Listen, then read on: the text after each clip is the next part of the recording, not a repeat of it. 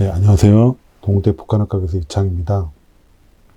오늘은 지난 독일 통일에 이어서 베트남 통일, 그리고 아세안의 발전에 대해서 한번 살펴보는 시간을 갖도록 하겠습니다. 베트남 통일은 우리가 많이 전쟁에 의한 통일로, 사회주의로 통일로 많이 알려져 있는데요. 우리가 여기서 좀 주의 깊게 살펴볼 부분이 있습니다. 베트남이 1883년 프랑스의 보호국이 되면서 이제 프랑스 식민지가 되고, 그것에 대해서 이제 반발하는 항불투쟁을 벌였는데요. 그리고 이제 일본이 대동아 공영권 이런 것들을 주창하면서 1940년에 프랑스를 물리치고 베트남을 또 점령을 하게 됩니다. 그래서 또 항일투쟁을 또 벌이게 됐죠. 그런 과정에서 2차 세계대전 이후에 베트남이 이제 베트남 민주공화국을 선포하면서 독립된 나라를 선포하게 되는데, 이때 프랑스가 다시 베트남을 점령하기 위해서 들어옵니다. 전후 질서를 논의하기 위한 포츠담 회담에서는 베트남 남쪽을 영국군이 진주하고 베트남 북쪽을 중국군이 진주하는 그런 결정을 내렸는데, 실제로 영국군은 한 7, 8천 명이 진주하기 시작했고, 중국은 한 15만에서 20만 정도의 군대가 북쪽에 2차 세계대전 이후에 주둔하기 시작했습니다. 또 영국군과 같이 프랑스군이 들어왔는데요. 이때 호지민은 상당히 중요한 국면에서 전략적 사고를 하게 됩니다. 그래서 프랑스와 협력할 수 있다. 프랑스의 식민지를 지냈고 항불투쟁을 오랫동안 벌였음에도 불구하고 중국이 주둔하는 것, 중국이 새롭게 베트남을 점령하는 것은 더 큰 문제일 수 있다.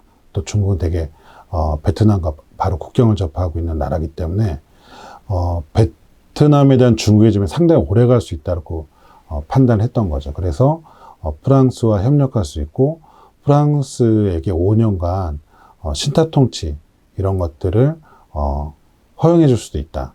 이러면서 이제 민족의 반역자가 됐다, 호치민이. 이런 얘기까지 들으면서 그런 정세 판단을 하고, 프랑스와의 협상도 퐁텐블로 협상이라고 하는데요. 그 협상도 이제 진행하게 됩니다. 네, 이 말씀을 드리는 이유는 호지민이 그 당시 상당히 전략적으로 유연한 판단을 하는 국제적 감각의 소유자였다는 거죠. 이 베트남 민족해방투쟁에서 호지민이라는 사람을 우리가 상당히 주목해서 봐야 되는데요. 호지민은 아버지가 나름대로 베트남 근대화에 노력을 했던 그런 분입니다. 그래서 아버지 친구도 베트남 근대화에 우리나라 개화파처럼 일본 메이지 유신을 좀 배워서 베트남 근대화를 추진해야 된다는 유신회를 만든 사람들과 아버님이 상당히 친하게 그렇게 지냈던 그런 그룹이었습니다. 그래서 호지민이 이제 어렸을 때부터 그런 항불, 근대화 이런 것들에 대한 생각을 많이 갖게 됐죠. 그래서 아버지들의 친구분들이 일본으로 유학을 갔다가 권유하기도 했지만, 물론 이제 나중에 아버님 친구분들도 일본이 제국주의로 변했다 이제 이렇게 항일투쟁에 나서게 되는데요. 그 당시 호치민은 일본으로 유학을 거부하고 오히려 외항선을 타면서 세계를 많이 경험하겠다. 그래서 미국에서도 지내고 영국에서도 되게 엄청나게 아르바이트 같은 걸 하면서 지내고, 그리고 이제 프랑스에서 나름대로 진보적인 운동을 진행을 하게 됩니다. 그런 과정에서 국제적 감각을 되게 익히는데, 이 당시에 이제 호지민은 나름대로 근대에서 민족 해방을 주장했던 세력하고, 또 프랑스에서 이제 사회당, 공산당 운동을 하면서 또 베트남 공산당을 만들면서 또 새롭게 일어나는 진보적인 세력들을 연결하는 그런 지점에 이제 호치민이 있었던 거죠. 그래서 많은 사람들의 어떤 우호적인 그런 평판을 지니고 있었던 그런 사람인데, 이제 이런 사람이 실제로 되게 유연한 사고를 하면서 그것이 현실에서 이루어지진 않았지만 그런 유연한 사고를 하는 사람이 베트남 민족해방을 이끌었다는 거죠. 그래서 실제로 그 당시에 프랑스까지 허용하는 그런 유연한 사고가 실제로 베트남 많은 세력들의 단결을 갖다가 꿰내는데 힘을 많이 발휘했고, 그래서 베트남 민족해방 운동의 대중적인 저변을 많이 넓혔습니다. 그러면서 이제 실제로 프랑스가 그 다음에 이제 그런 협력 요청에도 불구하고 프랑스의 베트남 지배를 계속적으로 영구하려고 했을 때 오히려 더 큰 항불 운동으로 이제 나타나게 됐던 거죠. 이 당시에 또 프랑스는 호치민이 프랑스 사회당, 공산당에서도 이제 가입해서 활동을 하고 그랬는데, 실제로 2차 세계대전 이후에 공산당과 사회당이 두 당이 과반수를 넘을 정도로 그렇게 세력이 커지게 됩니다. 근데 이 진보적이라고 할 수 있는 그런 좌익 정당들이 프랑스의 인도 차이나 지배, 특히 베트남 지배를 포기하지 않는 거예요. 그래서 실제로 베트남에 계속적으로 지배하려고 하는 그런 집착을 가지게 됩니다. 이것에 대해서 일정의 호지민이 양보를 했지만 계속적으로 영구주둔하려고 하면서 결국은 프랑스와 베트남은 전쟁을 진행하게 됩니다. 그래서 이제 1946년 11월부터 본격적인 무력 충돌이 벌어지게 되는데요.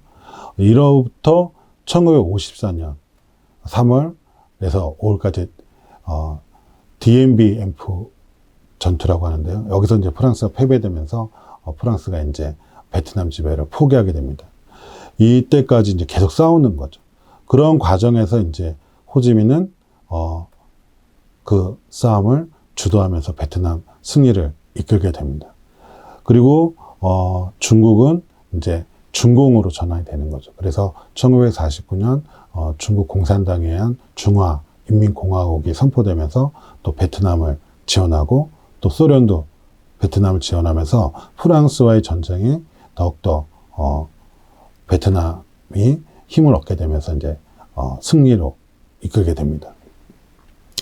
그래서 이 1950년 4월 제네바 회담이 우리 한국전쟁 이후에 이제 평화협정을 논의하기 위해서 열렸다고 지난 시간에도 얘기를 했는데요. 여기서 베트남 문제도 논의가 됩니다. 그래서 프랑스군이 이제 철수하는 예가 됐고, 그 다음에 완전 철수하고 2년 뒤에 이제 통일 정부를 선거로 수립하는 문제가 이제 예가 되고 있는데요. 여기서 좀 새로운 일들이 생겨납니다. 그 새로운 일들은 이 프랑스의 전쟁을 지원했던 세력이 미국이었는데요. 미국이 태평양 지배를 용이하기 위해서 프랑스의 베트남 지배를 일정하게 수용하게 된 거죠. 근데 이 프랑스가 베트남에서 패퇴하게 되니까 그 자리를 미국이 이제 들어오게 되는 겁니다.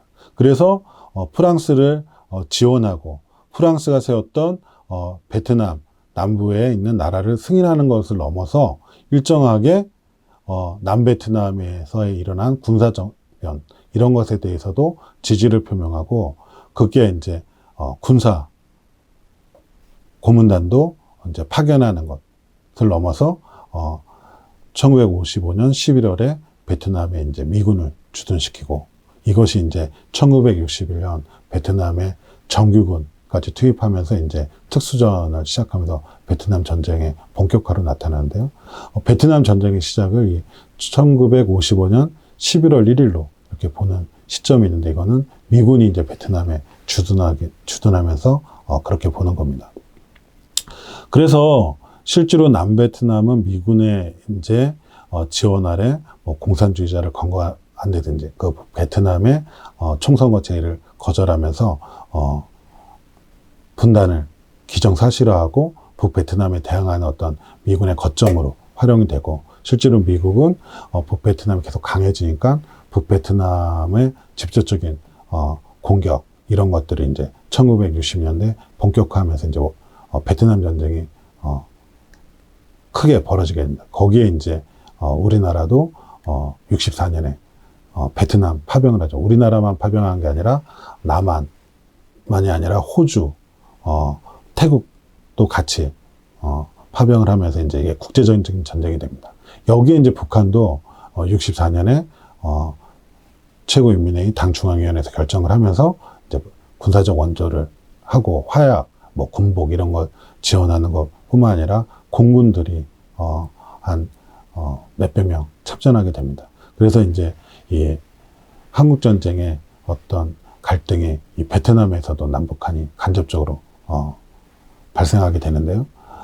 이런 베트남 전쟁은 이제 미국의 반전 여론에 타격을 받고 또 북베트남군이 엄청나게 항전하면서 이제 점점 미국의 패배로 변화가 됩니다.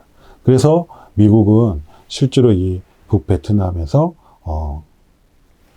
물러나게 되죠. 72년에 이제 미국의 전투부대가 철수하게 되고, 그래서 1973년 1월에 파리협정을 체결하면서 휴전협정을 맺습니다. 그리고 73년에 이제 베트남이 주도했던 미군이 완전 철수하고 우리 한국군도 파병했던 것보다 완전 철수하게 됩니다. 그리고 75년에 이제 북베트남이 총공세를 실시해가지고 남베트남의 항목을 받아내면서 1976년에 베트남 통일을 이뤄내고 베트남 민주공화국에서 베트남 사회주의 공화국으로 이렇게 전환을 하게 됩니다. 그래서 이제 베트남이 미국을 이긴 나라로 이제 세계에 알려지게 됐고, 베트남은 상당히 군사적으로 강한 나라로 이렇게 등장하게 됩니다. 이렇게 베트남이 강해진 이유는 그런 어떤 호지민 그런 민족 해방 지도자들의 유연한 판단, 또 강인한 저항, 투쟁 이런 것도 있었지만, 나름대로 베트남이 사회주의 공화국이 되면서 경제를 발전시킨 그런 힘들도 작용합니다. 물론 여기에는 이제 중국과 소련의 지원도 있었는데요. 1950년대 이제 남북 베트남이 분단되었을 때 북베트남은 부패된 남베트남과 달리 사회주의 개혁, 특히 이제 뭐 사회주의 개혁보다는 인민민주주의 개혁, 그래서 토지 개혁 이런 것들을 갖다가 성공하면서 실제로 이제 농업 부분 생산량이 1939년 그리고 그런 어떤 베트남 전쟁, 뭐 프랑스와의 전쟁, 미국과의 전쟁 그 이전 수준으로 회복하게 됩니다. 그래서 나름대로 경제력이 강화되는데요. 이런 경제력이 강화되는 그런 것에 기반해서 1960년대 북베트남은 이제 사회주의 경제를 본격화시킵니다. 그래서 농업 집단화 이런 것도 진행하고 협동농장을 만들어서 이제 가는데, 이 협동농장으로 전 진전이 농업 생산량의 증가 이런 것들로 성과를 갖다가 나타내게 됩니다. 그래서 베트남은 이제 좀 더 사회주의 경제를 발전시켜 보자면서 중공업에 기초한 이제 전쟁을 하려면 무기도 많이 생산하려면 중공업이 발달해야 되는데요. 이 중공업 발전에 기초한 사회주의 공업화에 큰 힘을 쏟게 됩니다. 근데 이 1차 경제개발 5개년 계획이라고 하는데 1961년부터 1965년까지 진행되는데, 이 경제발전 계획이 고전적 사회주의가 갖는 어떤 계획 할당이라고 해석되는데, 노르마 제일주의, 어떤 계획경제 비효율성, 그리고 실제로 이 당시 이제 미국과의 전쟁이 본격화되면서 이런 요인들로 인해 가지고 실패하게 됩니다. 그래서 경제적으로 이제 어려워지는 거죠. 뭐 당연히 전쟁을 치르고 있으니까 경제가 어려워진다고 사람들은 많이 생각했는데, 거기에는 사회주의 경제의 어떤 비효율성도 일정하게 작용하게 됐습니다. 그런 상황에서 이제 베트남은 뭐 중국과 소련의 지원도 있었고, 또 베트남의 그런 엄청난 저항 정신 이런 것들로 인해서 이제 1970년대 이제 통일을 이루죠. 근데 통일을 이루는데 실제로 앞에서 얘기됐던 사회주의 경제체제의 어떤 결함, 그리고 남베트남에서 사회주의가 급진적으로 진행되는 데에서 많은 저항이 일어납니다. 그러니까 많이 자본주의화 돼 있는 거죠. 근데 갑자기 사회주의로 가려고 그러니까 이제 막 그거에 대한 저항이 일어나고, 그런 과정에서도 베트남은 이제 상당히 아까 미국을 이기면서 군사적으로 강한 나라가 됐는데 일종의 전쟁 국가가 되면서 캄보디아를 1978년에 이제 베트남의 친 캄보디아 세력이 이제 탄압을 받으니까 침공을 하게 됩니다. 그리고 급기야는 국경 분쟁을 계기로 해서 1979년에 중국과도 몇 개월에 걸친 전쟁을 진행하게 되는 거죠. 이러면서 많은 국력이 소모가 되게 됩니다. 그래서 경제가 점점 더 어려워지는 거죠. 이런 걸 갖다가 풀기 위해서 일정하게 베트남 사회주의 공화국은 새롭게 경제 개혁을 갖다가 진행하는데 경제 개혁적 요소를 갖다 넣게 됩니다. 그래서 농업 부분, 경공업 부분에 자율성을 많이 주면서 경제 개혁을 갖다가 진행하는데 이런 것이 앞에 얘기했던 전쟁 국가와 이런 어떤 캄보디아 침공, 중국과의 전쟁 이런 것들과 맞물리면서 성과가 잘 나기도 하고 안 나기도 하고 이런 수준에서 정체되기 시작합니다. 베트남은 더 본격적으로 개혁을 할 필요가 있다 이렇게 생각을 하고 우리가 유명하게 알게 되는 도이모이 정책을 피게 됩니다. 86년 12월 개최된 6차 전당대회에서 이제 도이모이 정책을 채택하게 되는데 도이는 변경하다는 뜻이고 모이는 새롭게 한라는 뜻입니다. 그래서 이게 쇄신 정책이다 이제 이렇게 한문으로 표현하면 그렇게 얘기되는데요. 그래서 전면적인 경제 개혁을 추진하게 됩니다. 이 추진하게 되는 이유 중에 하나는 실제로 1980년대 사회주의권의 몰락도 작용하게 됩니다. 그래서 80년대 중반부터 구소련의 원조가 조금씩 중단되고 완전 중단되고 이러는 과정에서 이제 베트남이 현실적으로 경제를 가져가야 된다면서 가격 자유화 정책을 갖다가 피게 됩니다. 그래서 현실 물가와 정부 가격을 일치시키는 그런 가격 자유 조치를 하는데 이게 이제 사회주의 경제 정책 개혁의 하나의 징표입니다. 그래가지고 인위적으로 낮췄던 물가들을 정부의 물가들을 현실적인 암시장 물가하고 거의 일치시켜내는 거죠. 그러니까 이제 베트남 경제가 처음에는 좀 많이 소련의 원조도 중단되고 그래가지고 많이 하락하게 됩니다. 그런데 이제 이런 개혁 조치에 힘입어서 베트남 경제가 이제 90년대부터는 조금씩 이제 성장하기 시작합니다. 그래서 발전하기 시작하는데 이 소련 동구가 무너지고 나서 자본주의가 급진전되면서 민영화를 많이 시켰는데 베트남은 그런 민영화 정책하고는 다르게 점진적으로 가격 자유화 이런 현실적인 개혁 정책을 폈지만 어떤 공산당의 영향력이라든지 사회주의 경제 영향력 이런 것 국유화 부분 이런 부분을 잘 놓질 않았어요. 그래가지고 아주 완만한 그런 경제 개혁을 추진하게 됩니다. 그런데 그런 걸 추진함에도 불구하고 경제 성장이 조금씩 진행됩니다. 그래서 이 도이모이 추진 단계를 한 3단계로 나눠 보면 첫 번째 단계를 이제 86년 그 제6차 당대에서부터 92년, 94년까지 이제 보고 있는데요. 그 기간 동안에 주목해야 될 것은 1989년에 캄보디아에서 베트남군이 철수하게 됩니다. 그래서 이제 베트남이 전쟁 국가로부터 탈피한다 이런 인상을 세계에 이제 주는 거죠. 그리고 1992년에 신헌법을 채택해서 개혁개방 정책을 이제 제도화시킵니다. 그리고 앞에서 얘기한 그 베트남 철수가 이제 미국과의 어떤 관계 정상화 협상이 진행이 돼서 미군 유해도 이제 80년대 후반에 보내는데요. 이런 것들이 미국의 요구사항이기도 했습니다. 그래서 그런 미국의 요구사항을 수용하는 거죠. 그래서 그 90년대 중반까지 베트남에 진행됐던 경제 제재 조치가 조금씩 해제되기 시작합니다.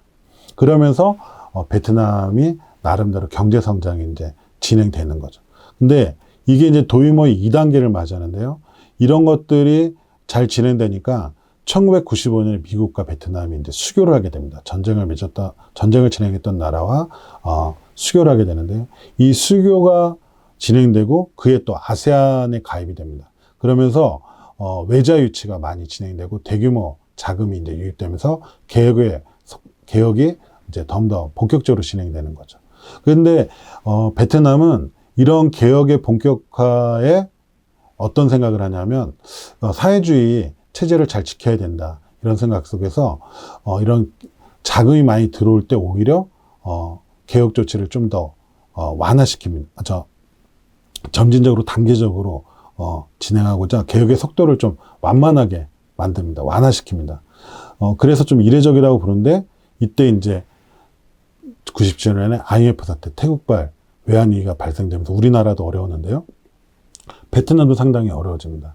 그러면서 이제 다시 미국과의 무역협정을 체결하면서 시장 개방을 통해 가지고 그 개혁 속도를 완화시키기보다는 더 급진전시켜서 이제 경제 성장을 추진하는 그런 정책을 피게 되는데요. 이게 2006년까지 이어지게 됩니다. 그래서 2006년까지 베트남 경제가 계속적으로 성장하게 됩니다. 그리고 2007년부터 현재까지 이제 도이모이 3단계라고 얘기를 하는데요.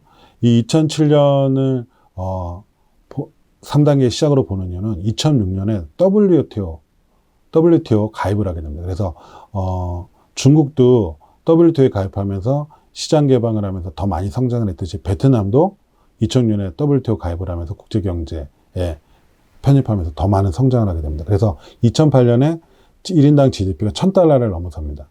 $1,000를 넘어서면 이제 유엔에서는 1,300불 이상 정도 되면은 중소득 국가로 이제 진입했다라고 얘기하는데요. 베트남이 그렇게 이제 진입을 합니다. 근데 바로 이어서 2008년에 미국발 금융위기를 겪게 되는 거죠.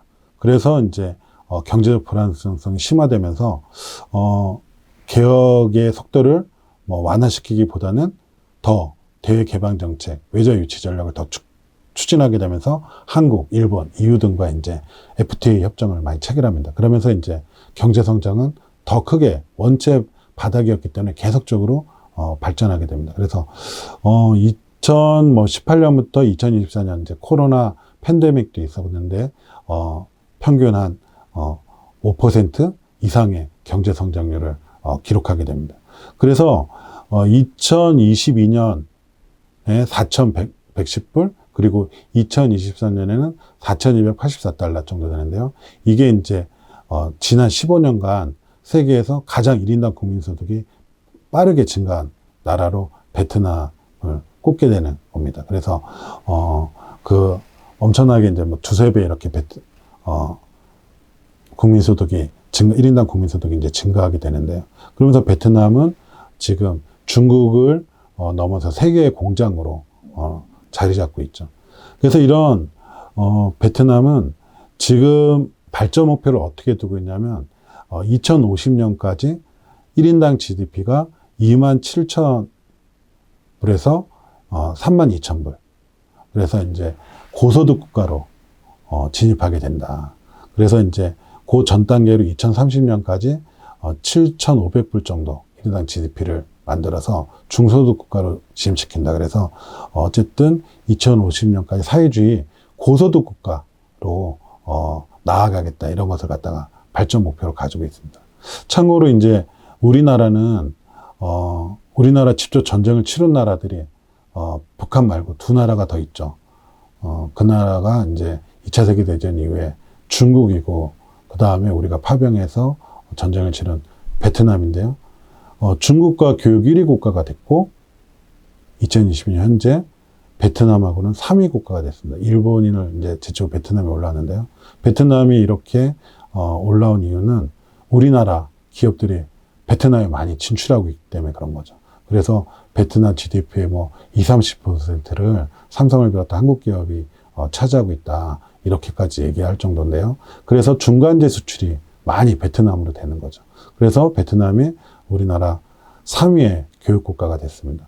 그러니까 외교나 이런 국제사회에서 영원한 우방도 영원한 적국도 없는 거죠. 같이 교전했던 나라가 이렇게 최대의 교육국으로 부상하는 시대를 우리가 맞이하고 있습니다. 베트남은 이런 경제성장과 고소득 추구에도 불구하고 사회주의를 계속적으로 지켜내려고 합니다. 그래서 베트남 사회주의 시장 경제의 정의가 뭐냐 이런 걸 사람들이 궁금해하고 그러는데 이런 걸 잘 이야기하지 않습니다. 그래서 여기서 한번 정리를 하면 베트남 경제는 자기 스스로 다성분 경제다 그러는데 혼합 경제 체제라는 겁니다. 이 혼합 경제 체제는 국유, 사규, 혼합 소유, 협동적 소유 이런 걸 얘기하는 거죠. 국가도 투자를 하고 개인도 투자하고 그래서 이제 협동적 소유다 이렇게 얘기하는데 뭐 외국인 투자 이런 네 가지 그러니까 외국인 소유가 있는 거죠. 그래서 이런 네 가지 형태의 소유 부분이 주택에 존재하는 다양한 소유가 있는 혼합 경제다 이제 이렇게 얘기를 하는데 여기에 이제 하나를 갖다가 더한 거는 사회주의를 지향하는 다성분 삼품 경제다. 그럼 이 사회주의를 지향한다는 게 뭐냐?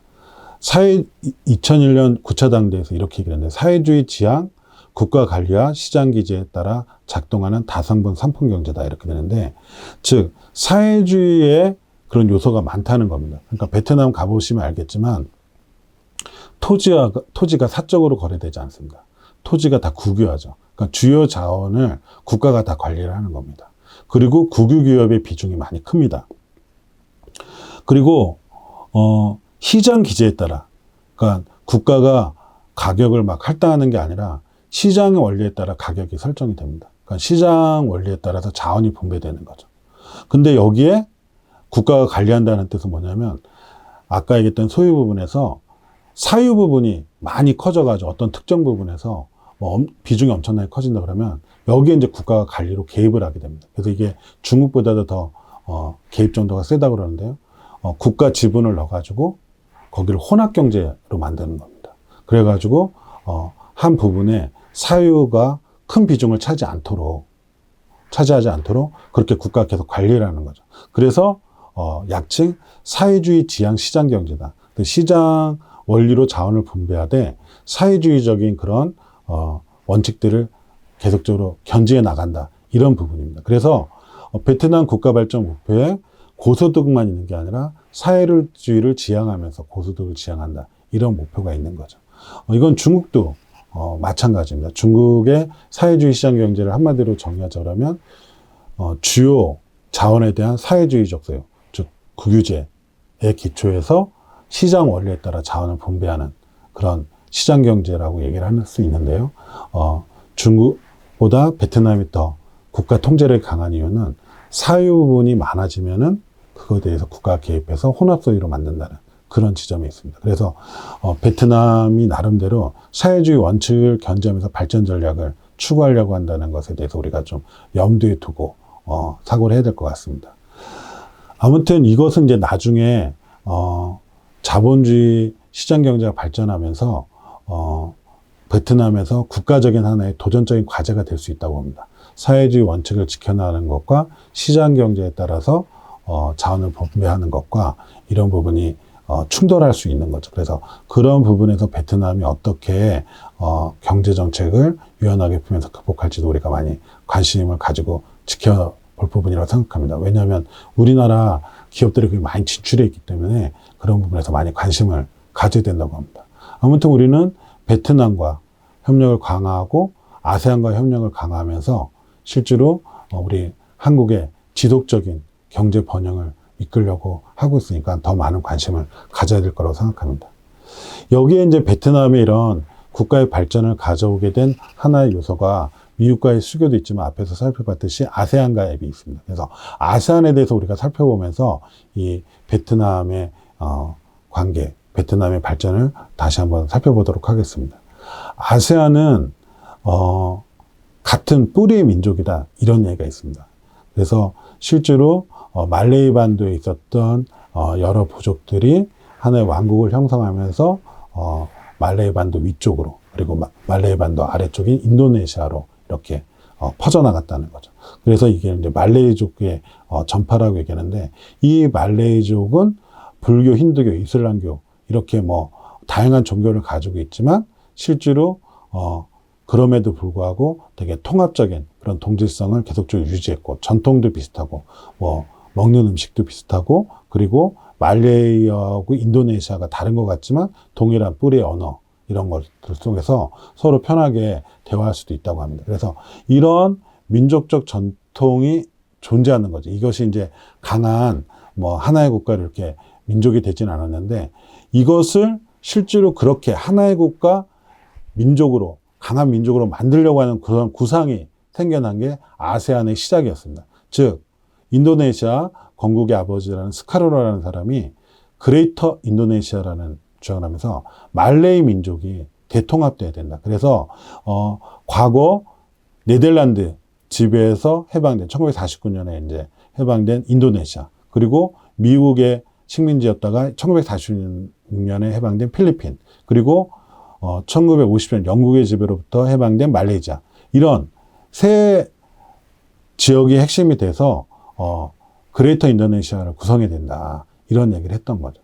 이것이 스카르노뿐만 아니라 1960년 필리핀의 대통령이었던 마카파갈의 마필린도 통합구상에서도 구체적으로 나타납니다. 그러니까 말레이시아, 필리핀, 린도, 인도네시아, 이렇게 해서 이 세 나라가 말레이족이 중심이 돼서 대말레이시아 연방을 구성해야 된다, 이렇게 해서 이제 아세안을 만들어가자, 이런 얘기가 됐는데요. 사실상 이 구상은 실패합니다. 왜 실패하냐면 영국이 좀 늦게 독립한 그런 정치 경제적 불안정성도 있었고, 또 영토 분쟁이 있었어요. 영국이 이제 말레이시아를 식민지배에서 해방시켰지만 말레이 연방을 갖다가 구성하면서 어쨌든 이런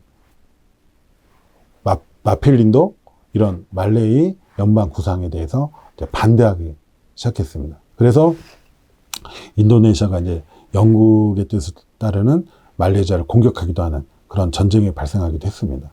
그리고 또 사회주의권이 계속 성장하면서 베트남, 북베트남이죠, 이 당시에는 성장하면서 좌절됩니다. 이런 여러 가지 정치, 경제적 요소의 불안정성 때문에 대말레이시아 연방이 만들어지지 않는데, 하지만 아세안은 반공연합으로 현실적으로 결성됩니다. 이건 무슨 말이냐? 실제로 베트남 전쟁이 확대되면서 실제로 이 미국을 중심으로 한 그런 연합 흐름이 이제 만들어지는데요. 태국이 또 베트남 전쟁에 참전하고 그러면서 태국, 인도네시아, 말레이시아, 필리핀, 싱가포르 이런 5개국이 같이 함께 하면서 반공연합으로 이런 베트남 전쟁에 미국의 영향을 받아서 결성이 됩니다. 인도네시아는 비동맹이 강했는데 실제로 군사정변이 일어나면서 수하르토가 쿠데타로 수카르노를 축출하고, 그래서 인도네시아에는 이제 공산당 세력이 엄청나게 탄압을 당합니다. 그래서 뭐 100만 명 이상의 학살설이 있는데요.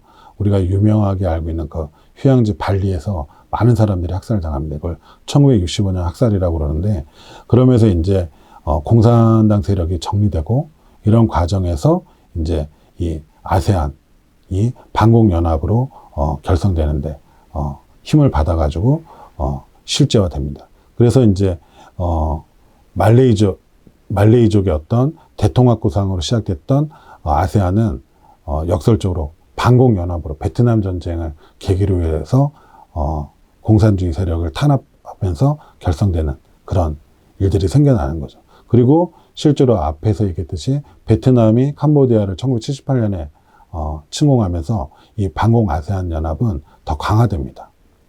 근데 이 아세안이 변화를 시도합니다. 어떻게 변화를 시도하냐? 1990년대에 탈냉전의 조짐이 이제 보이기 시작하는 거죠.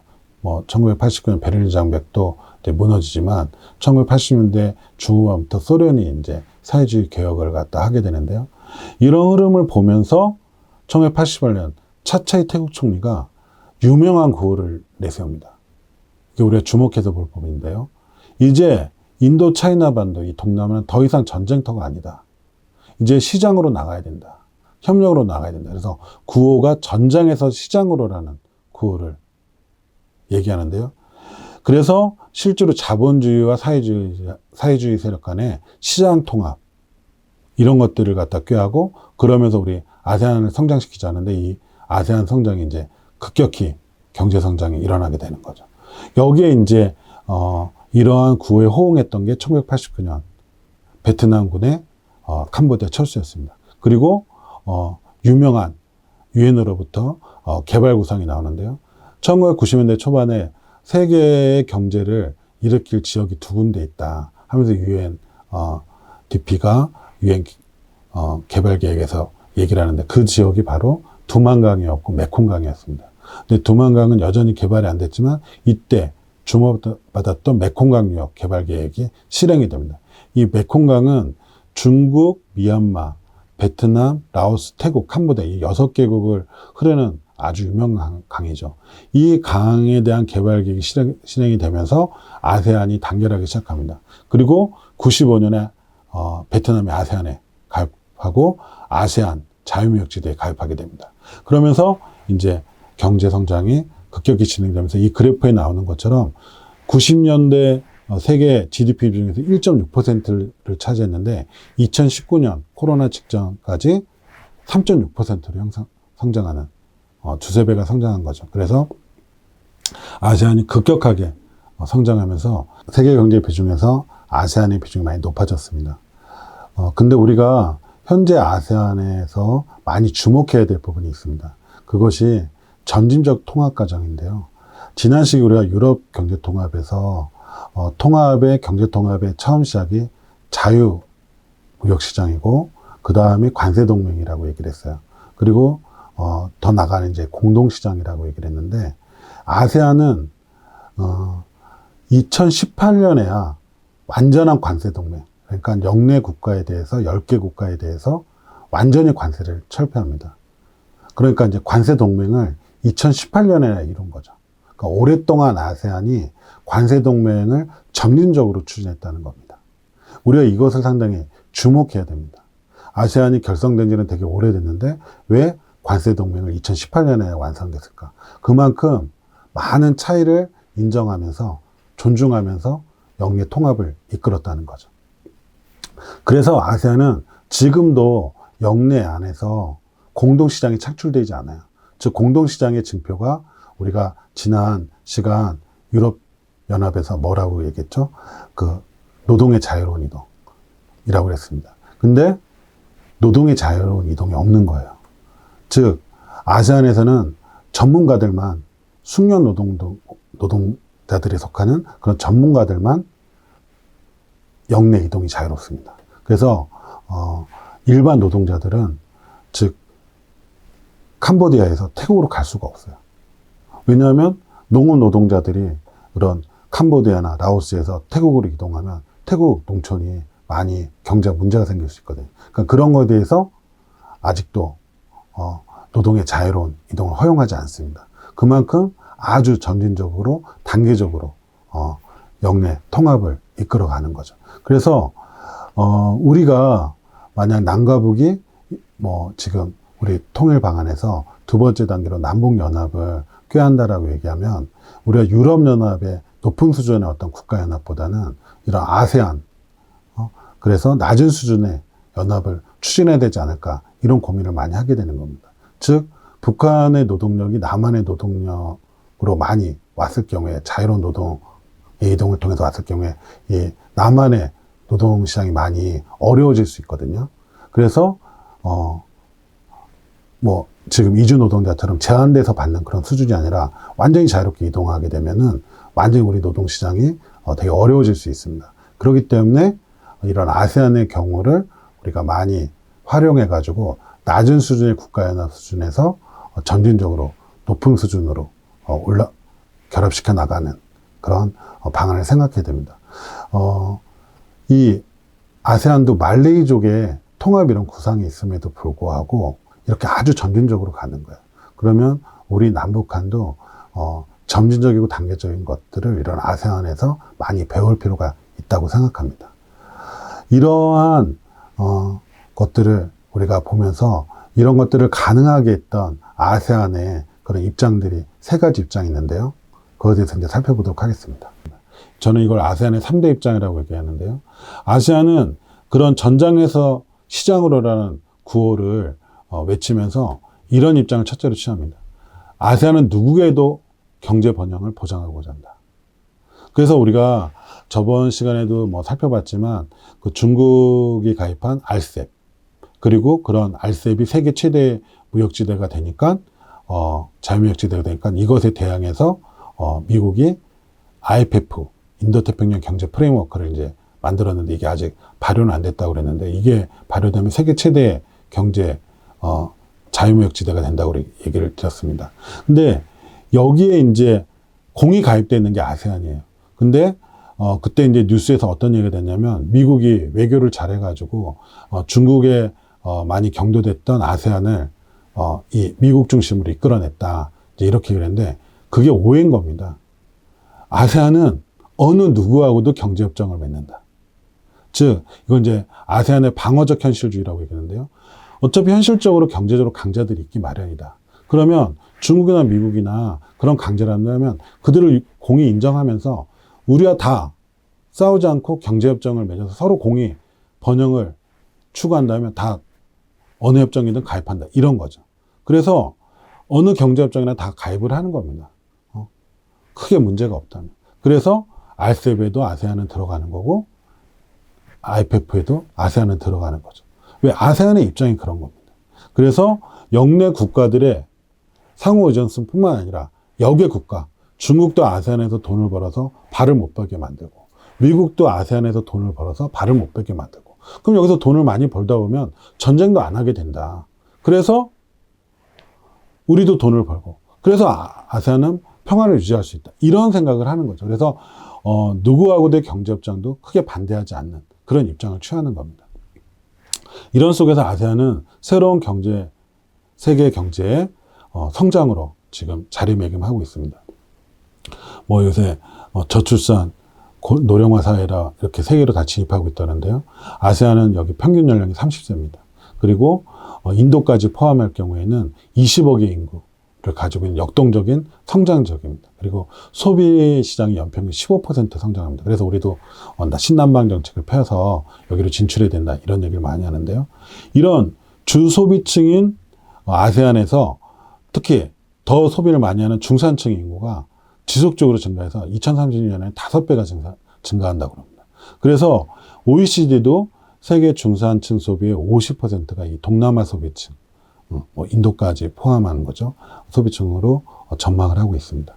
그래서 이 코로나 팬데믹, 요새 많은 공급망 차질, 이런 우크라이나 전쟁 이후에도 세계 경제를 이런 침체를 뚫고 나갈 그런 성장력이 필요하다는데 이 아세안이 지역적 규모의 유력한 성장적으로 좀 꼽히고 있습니다. 그래서 우리가 이런 아세안에 누구에게도 경제 번영을 보장한다. 이런 입장에 우리가 많이 주목할 필요가 있습니다. 또 하나는 아세안 웨이라는 게 있습니다. 이게 아세안 방식이라고 얘기하는데요. 내전 불간섭한다. 그리고 합의에 의한 의사결정을 한다. 그래서 이 합의를 이끌어내서 항상 대화한다. 그래서 아세안은 경제 번영의 전제가 평화죠. 이 평화를 위해서 누구와도 대화한다. 이래서 이제 1994년에 아세안 지역안보포럼 ARF라는 것을 추진했는데요. 여기에는 구속력은 없습니다. 하지만 다 섹션이 있습니다. 너가 지금 국방력을 강화하려고 그러는데 그럼 그 국방력에 대해서 설명해봐. 대화를 해봐. 그래서 중국이 국방력을 강화하면 중국 섹션을 열고 또 우리나라도 마찬가지입니다. 우리나라도 국방력을 강화하면 여기서 설명하고 그래서 건설적인 대화 협력을 하면서 국방력을 강화하는 그 국가에 대한 내정에는 불간섭합니다. 하지만 왜 그 나라가 국방력을 강화하려고 하는지 그런 거에 대한 서로가 대화를 통해서 의도를 아는 거죠. 그런 것만을 하더라도 예방을 할 수 있다. 분쟁에 대한 예방을 할 수 있다. 이렇게 생각하는 게 지금 아세안의 입장입니다. 그래서 평화를 위해서 누구와도 대화한다. 이게 아세안의 두 번째 입장인 거죠. 저는 한반도가 이런 걸 좀 배웠으면 좋겠어요. 그러니까 남과 북이 군사적으로 막 강화를 하고 있더라도 일단 왜 그렇게 하려고 하는지를 이유라도 들어보는 우리가 세계 최고의 한 5대 방산국가로 진입을 하고 있는데 왜 우리가 이렇게 진입을 하는지 그런 것도 북한에도 한번 설명을 하고 영내 국가에도 설명하고 북한도 왜 자신들이 핵무기를 개발하려고 하는지 영내 국가에 설명을 하고 이런 대화라도 열리는 그런 포럼이 동북아에 열렸으면 좋겠다 이런 거죠. 그러면 그런 대화 속에서 서로에 대한 이해가 높아지면서 불필요한 군사적 긴장이 고조되는 그런 일들을 우리가 막을 수도 있지 않을까 이런 생각을 합니다. 실제로 이런 대화 속에도 동남아는 비핵지대를 선언했습니다. 그래서 동남아에서는 핵무기 생산, 사용, 보유하지 않는다. 핵실험도 금지한다. 물론 이제 평화 목적인 원자력 발전 이런 거는 허용한다 이렇게 얘기를 했습니다. 그리고 우리가 세 번째로 또 주목을 해야 될 것은 이것도 참 재미난 입장이라고 생각하는데요. 영내 전쟁을 거부하면서 여러 나라 국가들과 군사협력을 진행한다. 이렇게 합니다. 그리고 이런 것들이 이제 가능한 게 베트남은 소련이랑 가까웠었잖아요. 그러니까 러시아하고도 지금 가깝죠. 그러니까 뭐 베트남 러시아의 무기도 수입을 합니다. 그리고 미얀마도 이제 그 사회주의권이니까 러시아의 무기를 수입을 하는 거죠. 근데 우리가 또 흥미롭게 봐야 될 것은 태국도 러시아 무기를 수입합니다. 반공연합에 있었던 태국도. 베트남 전쟁에 파병했다. 그리고 인도네시아도 러시아 무기를 수입합니다. 인도네시아는 최근에 약간 우리나라랑 전투기 공동 개발해서 뭐 기술을 얼마나 이전하냐, 뭐 개발 비용을 얼마나 분담하냐 이런 걸로 이제 마찰을 빚기도 했는데요. 인도네시아는 어느 나라 무기든지 자국의 국방력 강화를 위해서 수입을 하는 겁니다. 그리고 훈련까지도 합니다. 러시아 해군하고.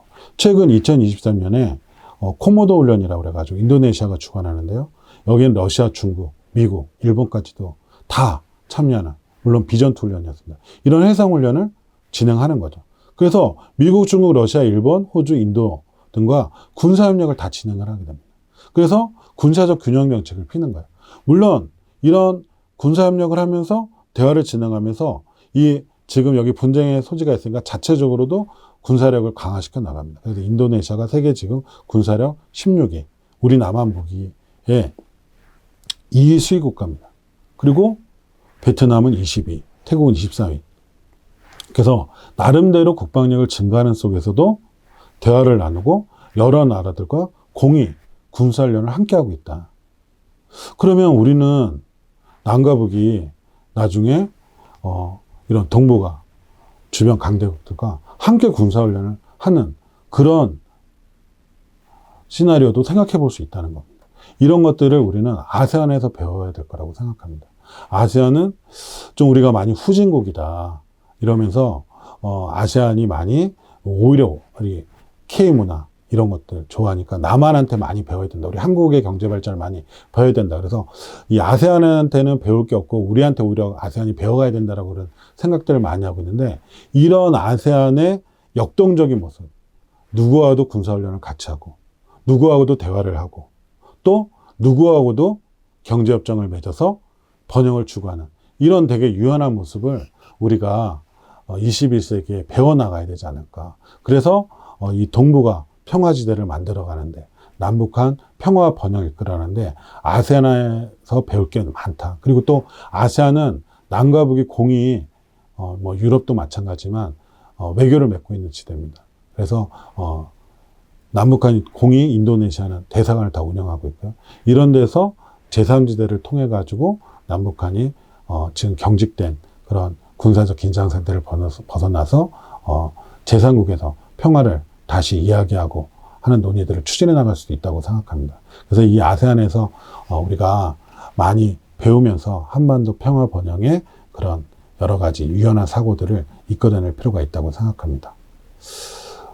오늘 베트남과 특히 아세안의 발전에 대해서 우리가 많이 고민해 봤는데요. 여러분한테 많은 도움이 되셨으면 좋겠습니다. 오늘 강의는 이것으로 마치겠습니다. 감사합니다.